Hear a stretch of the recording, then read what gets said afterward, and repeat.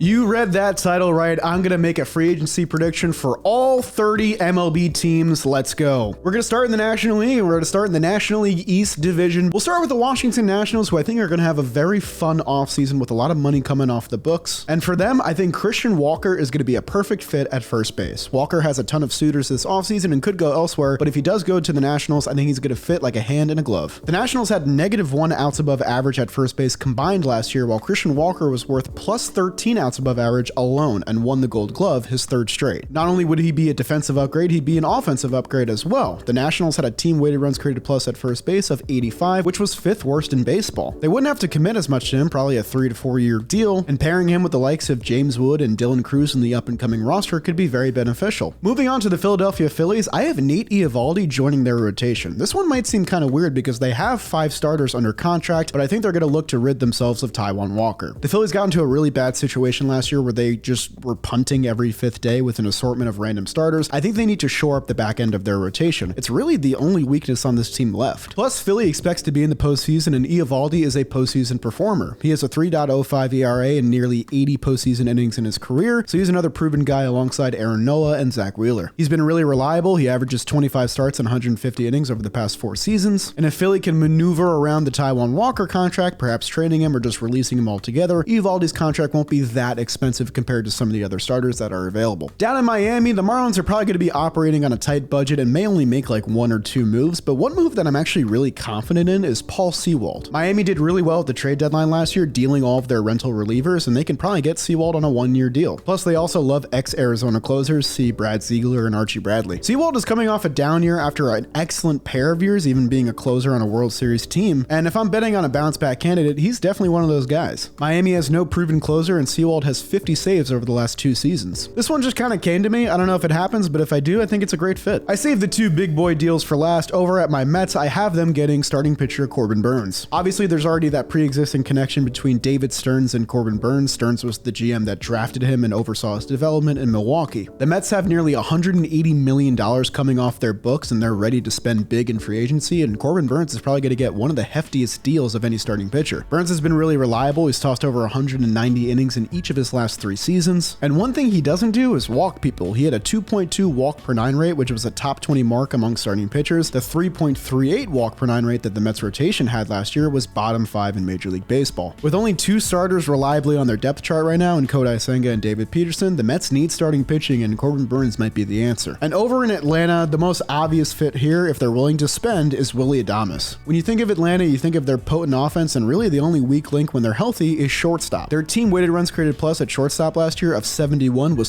3rd worst in baseball, only ahead of the Tigers and the Oakland A's. Orlando Arcia played shortstop last year and is still under contract and can probably be a really good bench player for them. He had +4 outs above average at shortstop, which was in the 86th percentile. The Braves have about $45 million coming off the books in free agency, so they can probably afford to spend on Willy Adames. Bouncing over to the National League Central, let's talk about Max Kepler and the Pittsburgh Pirates. The Pirates got off to a great first half last year, but fizzled out towards the end, and one of their glaring weaknesses was their performance in right field. They had a team weighted runs created plus at right field of 73, which was 2nd worst in baseball, ahead of only the Colorado Rockies. Not to mention their defense there was poor as well. A -13 outs above average in right field was the worst of any team in baseball. Kepler has been a 2-WAR player in 3 of the last 4 seasons and has been pretty reliable for the Twins, but I do think he needs a change of scenery. The Pirates are usually good for about 1-year deal every free agency because they're just unwilling to spend, and Kepler seems like a logical fit because I think he's a bounce back candidate and probably wouldn't cost that much. I have the St. Louis Cardinals investing a lot of money in starting pitching. They tried to do it last year. It didn't really work out. I think I see them spending bigger this year on younger pitchers. For them, I think Yusei Kikuchi is a logical fit to join Sonny Gray and Eric Fedde at the top of their rotation. St. Louis has $30 million plus coming off the books between Paul Goldschmidt, Andrew Kittredge, and Matt Carpenter hitting free agency. They had a bottom 10 ERA for starting pitchers last year, and their starting pitching K per 9 of 8.06 was bottom 6 in MLB. Kikuchi, if nothing else, has a strong K per 9 rate. He has a 10.4 rate over the last 3 full seasons, and when he got traded to Houston in the middle of their pennant race, he was lights out. The Cardinals could use a left-handed starter. Kikuchi feels like a good fit. I had a tough time figuring out what I think the Reds will do because they're kind of in a weird spot. For them, I had them adding Michael Conforto on a low committal 1 to 2 year deal. Cincinnati's outfield offensive production was pretty lackluster last year. They had an 83 weighted runs created plus, which was a bottom 5 mark in baseball, and their weighted runs created plus for left-handed batters was 77, which was 2nd worst in MLB, only ahead of the Chicago White Sox. Conforto fills both of those needs. He's got a little bit of pop, he's got a great pull swing, and I gotta imagine if he plays at Great American Ballpark for 81 games, his numbers are gonna tick up. This next pick might be the most shocking of all in my National League section, but I have Tanner Scott joining the Chicago Cubs. The Cubs are really tied up with their position player contracts right now, so I don't think they're gonna add any big time bats, but they can definitely improve in their bullpen. They have about $17 million freed up with the exit of Kyle Hendricks and can spend that money on a relief arm. They also don't really have a legitimate left-handed option in their bullpen either, or a legitimate closer. Right now, the closer on their depth chart is Porter Hodge,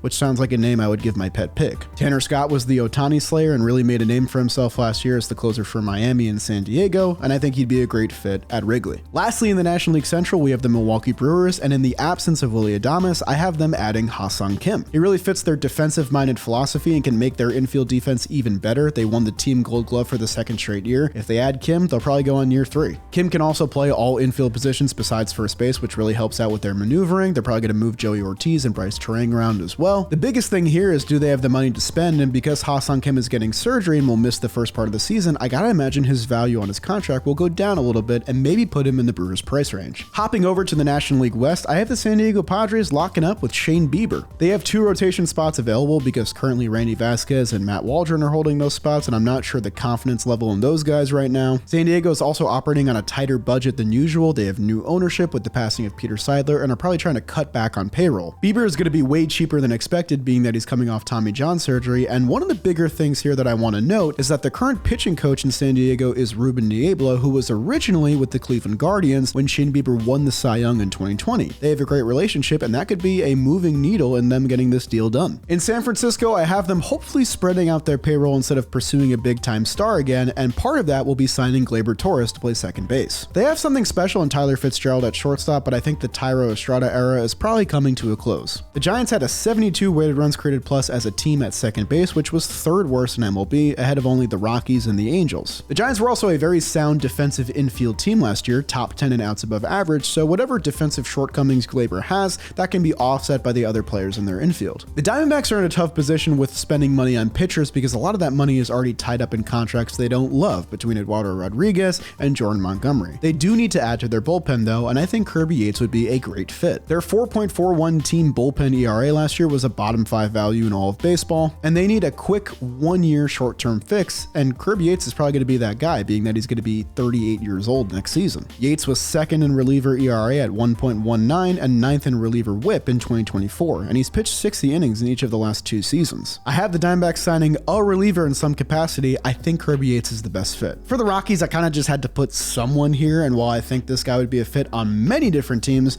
I do think Carlos Santana would fit as a Colorado Rocky. The Rockies are another young team like the Nationals that could use some veteran presence, and Carlos Santana is exactly that. The Rockies had negative 12 outs above average at first base last year. That was the 2nd worst team value in all of MLB, ahead of only the Astros, which is another team that I think would benefit from someone like Carlos Santana. Santana was worth plus 14 outs above average alone at first base last year and won a Gold Glove. They currently have Michael Toglia slotted in at first base, but he can still play corner outfield positions and probably be better defensively at those spots anyway. And for the Rockies, they're not going to be doing much in free agency, so I feel like a 1-year deal probably wouldn't hurt them. Our last National League team is Los Angeles Dodgers, and I have Max Fried going here. This one kind of feels like a layup. Max Fried grew up in California. As a Dodgers fan, they probably need some starting pitching help because so many guys got injured last year, and of course, they're the Dodgers. They have money to spend. Of their 10 plus starting pitching options, currently none of them are left-handed, which is another plus to Max Fried. Max Fried also had the 2nd highest ground ball rate of any starting pitcher last year, and the Dodgers play some of the best defense in baseball behind him. The Dodgers don't really know what they're going to get out of Yamamoto, Ohtani, Dustin May, Tony Gonsolin between injury concerns and innings limits, so adding someone like Max Fried, who is a proven guy,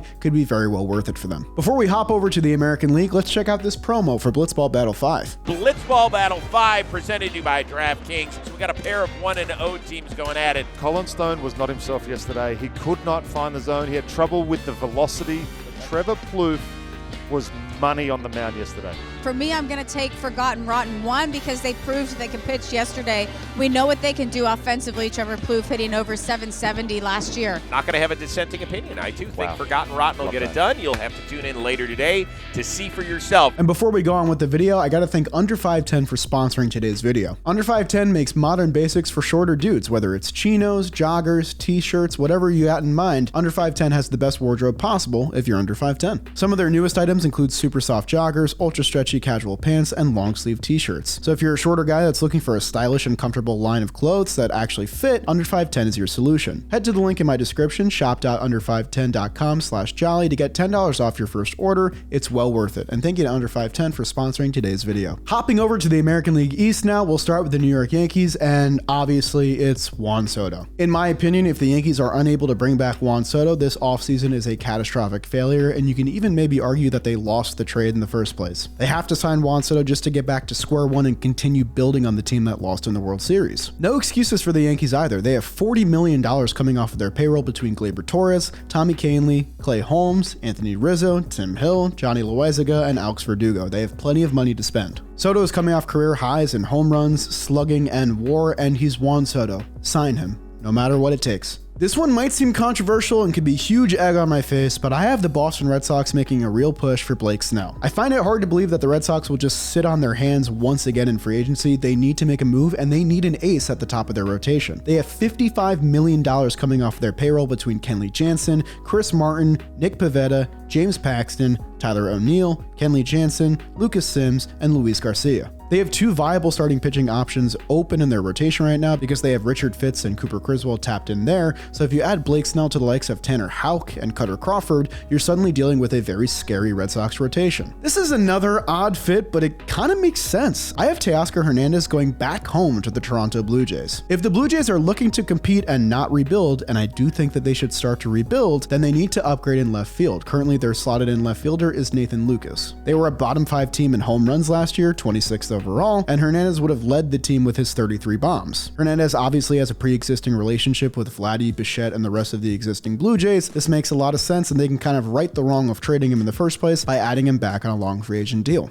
I have the Baltimore Orioles upgrading their bullpen even further by signing Carlos Estevez. They're going to get Felix Bautista back, and they can form a scary big three with Bautista, Cano, and Estevez. They had a bottom 10 bullpen ERA of any team last year, and they have $25 million coming off their payroll and can afford to upgrade. Estevez's 2.45 ERA and 30 saves would have been the best marks in the Orioles bullpen last year. He'd be a welcome addition. For the Rays, I don't know, man. Like, what am I supposed to say for the Rays free agent signing? I originally had Travis d'Arnaud slotted in here, and then the Angels decided to give him $12 million in the middle of a rebuild because Angels. So now I have Danny Jansen going to the Rays. The Rays were 29th in OPS, 29th in runs scored, and 28th in home runs as a team in 2024 and could use some offensive upgrades. Jansen as a right-hander and Rortvedt as a left-hander could be a good platoon behind the dish. Jansen fits the Rays mold of being really good defensively. He was 100th percentile in blocks above average behind the plate. And while he had a down offensive year, he's proven that he can really swing the bat well, and who knows, the Rays could probably get the most out of him out of any team. In the American League Central, I have Alex Bregman joining the Detroit Tigers. For this one, there's an existing relationship between Bregman and manager AJ Hinch from their Astros days. But above all else, the Tigers need a big bat in the middle of their lineup and a proven winner. Their team weighted runs created plus at third base was 91, which was 10th worst in baseball, and their outs above average at third base was -3, which was 18th in MLB. Bregman would be a welcome upgrade to both those facets. The Tigers might be scared off by this, being that they did the Javier Baez contract, but I think this is a much better fit. A move I'm pretty excited about actually happening is Tyler O'Neill signing with the Kansas City Royals. Last year, the Royals had a team weighted runs created plus in the outfield of 78. That was second worst in baseball despite making the playoffs, only ahead of the White Sox. Also, they weren't able to hit lefties well. They had a team weighted runs created plus of 84 against lefties, which was bottom 5 in MLB. Guess what? Tyler O'Neill is an outfielder and he mauls left-handed pitching. He had a 1.180 OPS against lefties and a 693 OPS against righties, and while I think he will play every day, he's going to be getting those left-handed opportunities and probably smacking the cover off the ball. Plus, if you sign O'Neill, you get a defensive upgrade in left field and you can move MJ Melendez to the DH spot. I think this signing is low committal and it makes the Royals a much better team. For the White Sox, I was gonna shrug my shoulders, but I actually found something that I think would fit really well, and that's Jorge Polanco. Polanco is hitting free agency at the worst time of his career, coming off the worst year of his career. The White Sox need some veteran presence in the clubhouse, and I think Polanco would be a great fit at some of their weaker positions like second base and shortstop. Polanco's offensive numbers were much better on the road, so that could be a sign that he will play better if he doesn't have to play 81 games in Seattle. Plus, if he takes this one-year pit stop deal here, he can rebuild his value, hit free agency again, and get the deal that he expected to get. I think my lock of all locks for all 30 picks is Jose Quintana going to the Cleveland Guardians. Cleveland has a really talented pitching staff, but they really operated with 2 starting pitchers for most of the year. They need another arm in that rotation. Quintana's going to be a low committal 1 to 2 year contract that Cleveland can probably afford. Quintana had the 10th highest ground ball rate in all of baseball last year among starters,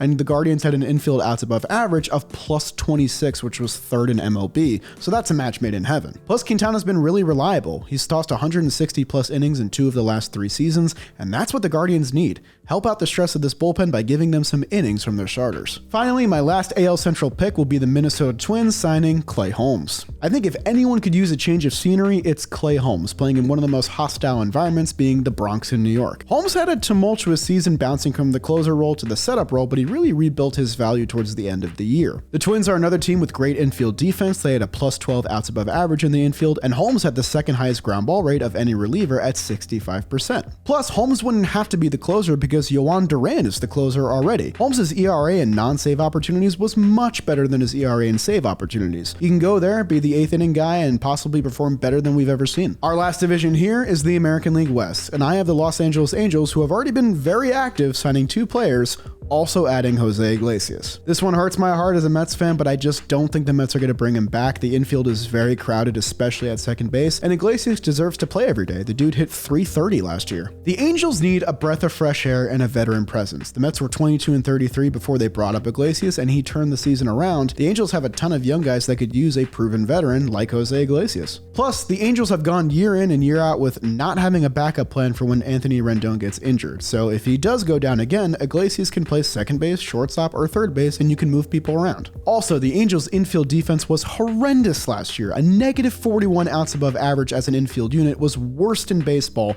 and Jose Iglesias has magic hands. The Seattle Mariners need to sign a hitter. I don't think they'll be able to get it done, but if they do, they should try and go after Jock Peterson. He could be a pretty effective platoon with Mitch Haniger, who hits lefties better as Jock hits righties better. Jock's 902 OPS and 151 OPS plus would have been the best mark on the Mariners by a wide margin last year. You can slot in a bunch of different bats here, but I have Jock Peterson being maybe the best fit. I have the big bad Houston Astros signing Pete Alonso to a big boy deal. The Astros have had a tough time with first base ever since Yuli Gurriel hit his decline, and the Jose Abreu deal scarred many people in the Houston area. Houston can probably spend less on Alonso than they would on Alex Bregman if they choose to go this route. Those Crawford boxes scream more home runs for Pete Alonso, a guy that's never hit less than 34 home runs in any full season of his career, and pairing him up with Jose Altuve and Yordan Alvarez could make for a very scary lineup. I know the Astros won their division last year, but they kind of feel like they need to make a big move. For the Texas Rangers, I have them signing Jeff Hoffman. They're kind of in a weird spot with a ton of money tied up in pitching and coming off a down year, and I think Hoffman can be a low committal, effective deal for them. The rotation in Texas is filled out. Hoffman's probably not going to start there, but if you want to make him a 2-inning guy, he could become really dangerous. The Rangers were a bottom 5 team in bullpen ERA, bullpen whip, walk per 9, home run per 9 rate, and they're losing Kirby Yates and David Robertson to free agency, so they need to add someone to their bullpen. Hoffman seems like a good fit. Lastly, I have the Oakland A's, which was another team that I kind of shrugged my shoulders on, but I found something good here. I think they might bring in Yohan Moncada. They can probably sign Yohan Moncada for the league minimum, being that they probably want to spend absolutely $0. Thank you, John Fisher. Oakland ranked 25th in on-base percentage last year, and when Moncada is right, that's what he does best. He gets on base at a high rate. Their current third baseman is Darnell Hernandez, who I don't think they have a ton of confidence in, and they could look for a veteran upgrade there. Plus, if it's a down year for the A's, they can trade Moncada at the deadline and possibly get something good. Those are my 30 picks. I definitely left some big names off the board, so if you made a pick of your own and you want to let me know, leave a comment down below. I'd love to hear it. And also, I'll be live streaming for any big MLB offseason moves, so keep your eye out for that. But that'll do it for me in this video, and I'll see you guys next time.